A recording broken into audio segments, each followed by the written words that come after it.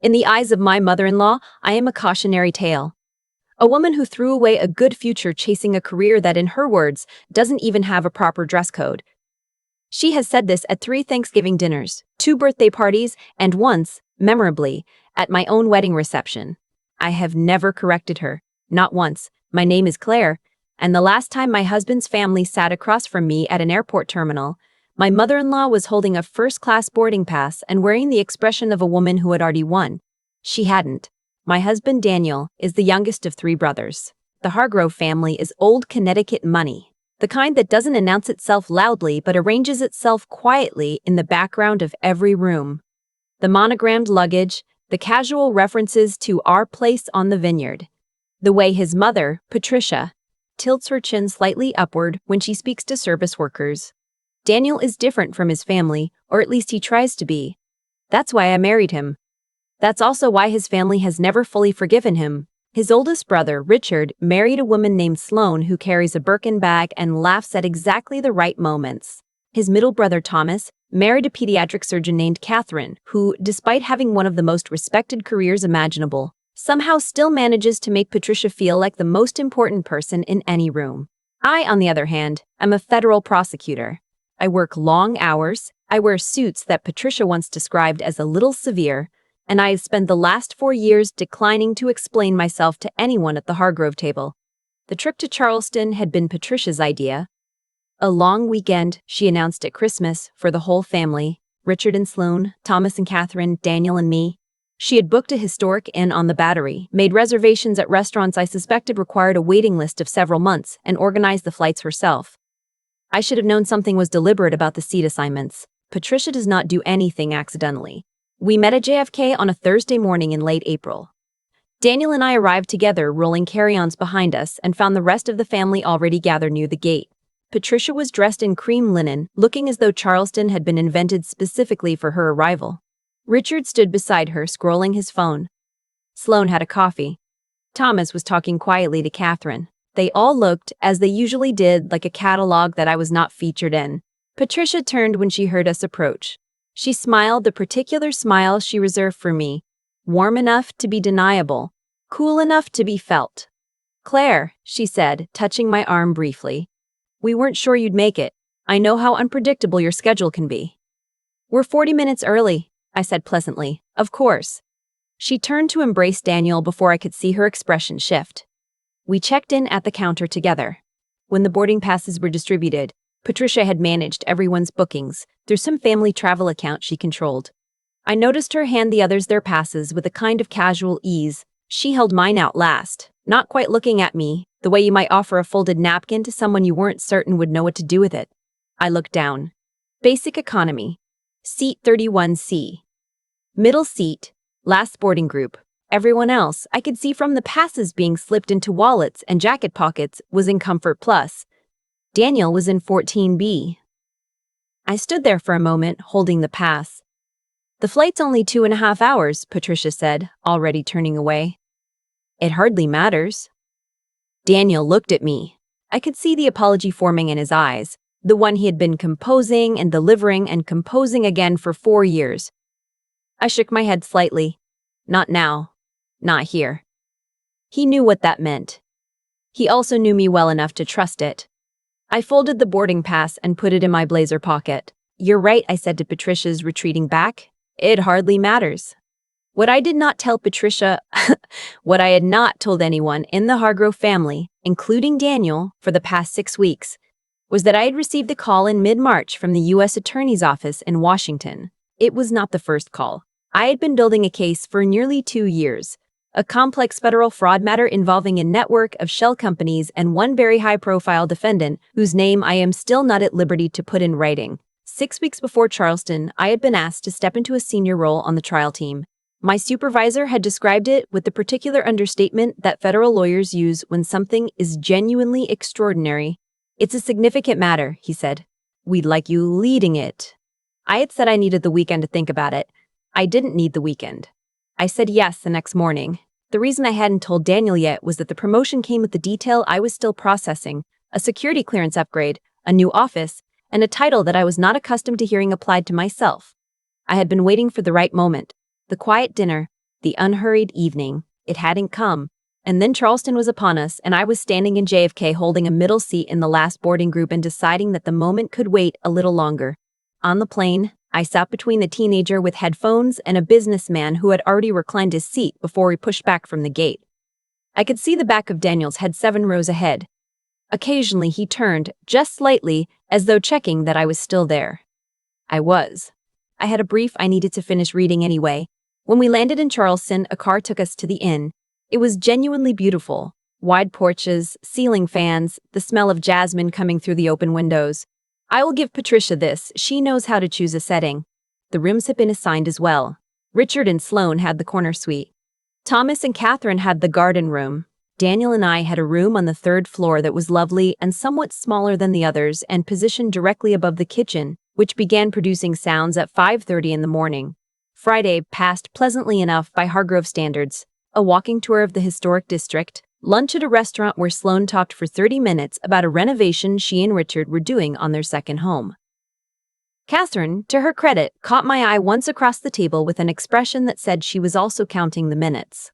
Patricia ordered for the table without asking, and when my dish arrived and I mentioned that I had actually wanted the other thing, told me with great patience that what I'd ordered wasn't as good and she'd done me a favor.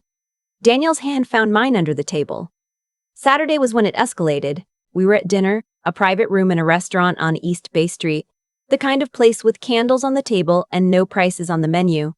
Patricia had organized toasts. Richard gave one for the family. Thomas gave one that was, generously, about the future. Then Patricia stood holding her glass and smiled around the table with the confidence of a woman who had prepared remarks. I want to say something about this family, she began. About what we felt. What we stand for. She looked at Richard. Successful men who chose well. She looked at Thomas. Brilliant partners who complement them. She paused, in the way that people pause when they want their next words to be heard as passing, casual, offhand. Every family has its challenges, its adjustments. Her gaze moved to me briefly, then away. But we find our way. There was a silence that everyone at the table had a different relationship to. Sloane lifted her glass. Beautifully said, Patricia. I took a sip of water. Daniel started to speak. I put my hand on his arm. It was beautifully said, I agreed. Patricia looked at me, surprised that I had agreed so readily. A small uncertainty moved across her face like she had thrown a punch and found only air. I smiled at her. She smiled back. The moment passed. Daniel exhaled quietly beside me. Later that night, when the family had drifted to their rooms, Daniel and I sat on the small balcony outside our room and listened to the city below. He asked me if I was all right. I told him I was. He told me he was sorry about his mother. I told him there was nothing to be sorry about, not really, not tonight. She doesn't understand what you do, he said. She doesn't want to, I said. There's a difference. He was quiet for a moment. What does that mean? I looked at the street below. A couple was walking a dog. A street light made everything amber and soft. It means I haven't been entirely honest with you, I said. About something at work. He turned to look at me. Not bad honest, I said quickly. Just, I've been waiting for the right time, and I think I'd been waiting because some part of me knew that once I said it out loud, the next 6 months were going to be very different, and I wasn't ready to make them different yet. He waited. I told him about the call in March, about the case, about the title, about the clearance level, and what it meant and what the next year was likely to look like in terms of hours and travel and the particular kind of pressure that comes with standing in front of a federal jury on a matter that people in Washington are going to be watching closely. He was quiet for a long time after I finished. Deputy Chief of the Criminal Division, he repeated. Acting, for now, but yes. He looked at me. How long have you known? 6 weeks. Claire, I know. 6 weeks. Claire, I was going to tell you the right way. A dinner. Just us without, I gestured vaguely in the direction of his family's rooms. Without all of this as the backdrop. He was quiet again. Then, slowly, he started to laugh. Not the complicated kind of laugh. The real kind. The one that comes from somewhere that doesn't have an agenda. What? I asked. Nothing? Just. He shook his head. My mother spent the whole week feeling sorry for you. I know. The boarding pass, I noticed. Claire, She booked you a middle seat in basic economy. 31C, I confirmed. He laughed again, softer this time. Then he reached over and took my hand. Tell me everything, he said, from the beginning. I told him everything. It took most of the night. Sunday morning, we met for breakfast on the main porch. The air was warm and the coffee was good, and for a little while everyone was simply people eating eggs and looking at a pretty street, which is the closest the Hargrove family gets to uncomplicated. It was Richard who mentioned it first. He'd been looking at his phone and something shifted in his face. Not alarm exactly, but the focused expression of a man who has just recognized a name. There's something on the news, he said slowly, about that Whitmore case, the financial fraud thing. He looked at his screen. They've named a lead prosecutor. Patricia looked up from her coffee. What case? It's been all over the financial press for months, Thomas said. Shell companies, offshore accounts, someone very prominent. He glanced at Richard. Who did they name? Richard looked at his screen again. Then he looked up and looked directly at me with an expression that I had never seen on his face before. It says, Deputy Chief of the Criminal Division, he said. He paused. It gives a name. The table was quiet. Patricia frowned, not yet understanding why everyone had gone still. What name? Sloane asked. Richard held his phone out, face up, and set it in the middle of the table. No one spoke for several seconds. Patricia reached for the phone first. She looked at the screen. She read it once. Then she read it again. Something moved across her face that I had not seen there before. Not quite shame, not quite recognition. Something between the two that doesn't have a clean name. She put the phone down. Claire, she said. Her voice was different. Quieter, something in it had been rearranged. Good morning, I said, and reached for the coffee. She stopped, started again. Since when? The appointment was 6 weeks ago, I said. I haven't made any announcements yet. I was waiting to settle in. Catherine, across the table, said nothing. But her hand had moved to her mouth and her eyes were bright, the way eyes get when someone is working very hard to keep a specific expression off their face. The boarding pass, Sloane said suddenly, as though she had been doing math.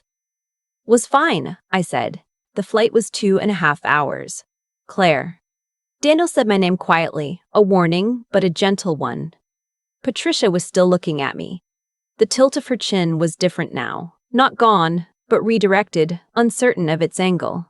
I didn't know, she said. I know you didn't. I would have. She stopped.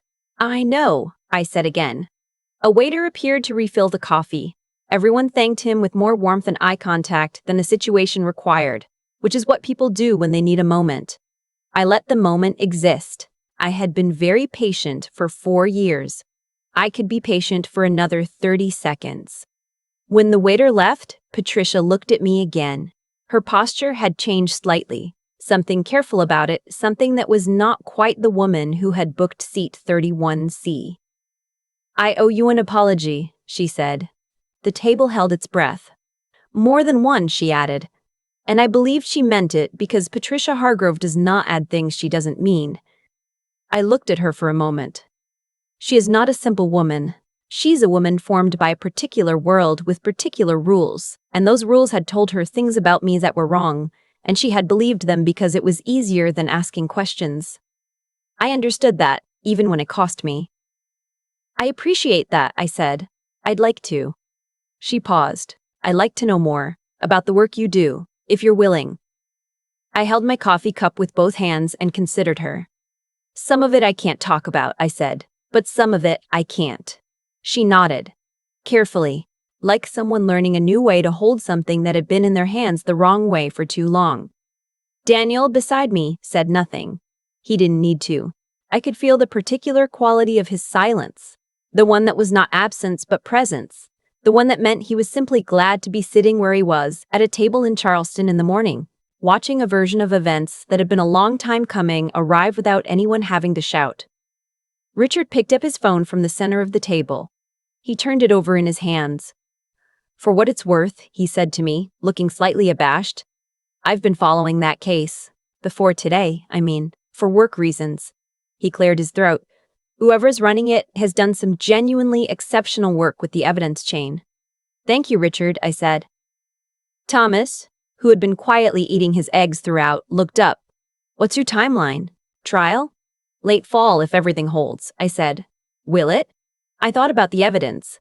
The documents, the 37 depositions, the 2 cooperating witnesses and what they had agreed to say, and how a jury in the District of Columbia was going to sit in a room and listen to all of it and then go somewhere private and decide what kind of country they wanted to live in. I thought about the weight of that and the privilege of it, and the years of 70-hour weeks and meals eaten at a desk, and the particular loneliness of being good at something that most people don't see. "Yes," I said. "It'll hold." Breakfast continued. The coffee was refilled. Someone, Sloan of all people, asked me a genuine question about how federal grand juries work, and I answered it, and she asked another one, and then Thomas had a question, and then we were simply talking. The way people talk when they have decided to be curious about each other instead of afraid. Patricia did not say much for the rest of the meal, but twice when I was speaking, I looked up and found her watching me with an expression that I did not have a word for yet. Attentive, recalculating, something approaching the early stages of respect. It was not everything. It was not 4 years of dinners undone in a Sunday morning, but it was a beginning of something, and I had learned, in my work and in my marriage and in the long quiet practice of waiting for the right moment, that beginnings are what you work with. You don't get to choose when they arrive. You only get to choose whether you're ready. I was ready. On the flight home that afternoon, first class, booked by Daniel. No discussion. I sat by the window and watched Charleston disappear below the clouds and thought about the case waiting for me on Monday and the office with my new nameplate that I hadn't seen yet, and the work that was larger than any seat assignment and any dinner toast and any woman with a tilted chin who had spent 4 years looking in the wrong direction. Beside me, Daniel was reading. His hand rested on the armrest between us. I put mine on top of it. He turned a page without looking up. But he turned his hand over and held on. There is a version of this story where I walk away from that breakfast table feeling victorious, where Patricia's expression of quiet recalibration is the prize I had been waiting for, the moment I had earned through years of silence. I understand why people expect that version. It is a satisfying shape for a story. But that is not quite what I felt, sitting there with my coffee, watching her read my name off a screen. What I felt was simpler and less dramatic and more true. I felt tired of having been small in someone else's eyes and relieved that I no longer had to be. The thing about dignity is that it does not require an audience. I had been doing the work, the long, unglamorous, unannounced work, for years before anyone in that family knew my name was attached to anything important. I had stayed late in offices that smelled like recycled air. I had made arguments in rooms where no one applauded. I had built something, carefully, the way you build anything that is meant to last, without shortcuts, without noise, without stopping to check whether the people watching were impressed. I did it because the work itself demanded it. That was the only reason that mattered. And here's what I've come to understand about that kind of effort. It does not go unrecorded. Not by any force outside yourself, but by the accumulating weight of who you are becoming. Every choice to be rigorous when you could have been careless. Every decision to stay honest when dishonesty would have been easier. Every morning you showed up when you had every reason not to. All of it is writing something, quietly, in a ledger that no one else needs to read. The consequences of that consistency are not immediate. They rarely are, but they are eventually inevitable. Patricia did not humiliate me with that boarding pass. She revealed something about herself. The limits of her imagination. The narrowness of the framework she had been using to evaluate other people's worth. That is a painful thing to have revealed in public. On a Sunday morning, over eggs. I did not need to engineer that moment. It arrived on its own, the natural conclusion of a long chain of assumptions she had chosen not to examine. What I hope Claire's story offers, what I carry from it myself, is this. The most powerful thing you can do when someone underestimates you is to continue becoming, quietly and without their permission. Not in order to prove them wrong. Not to arrive at a moment of public reversal, but because the person you are building yourself into is the only thing that is entirely yours and no one's carelessness can reach it unless you let it. Intelligence sharpened against real problems. Ethics held even when no one is watching. Endurance practiced not in grand gestures, but in the ordinary Tuesday morning when you are tired and the work is hard and you do it anyway. These are not dramatic virtues. They do not photograph well, but they are the ones that compound, year over year, into something that even the most determined condescension cannot touch. I flew home in the window seat. The clouds were below us and Charleston was already somewhere in the past, and the case file was in my bag, and the work was waiting. And that was more than enough.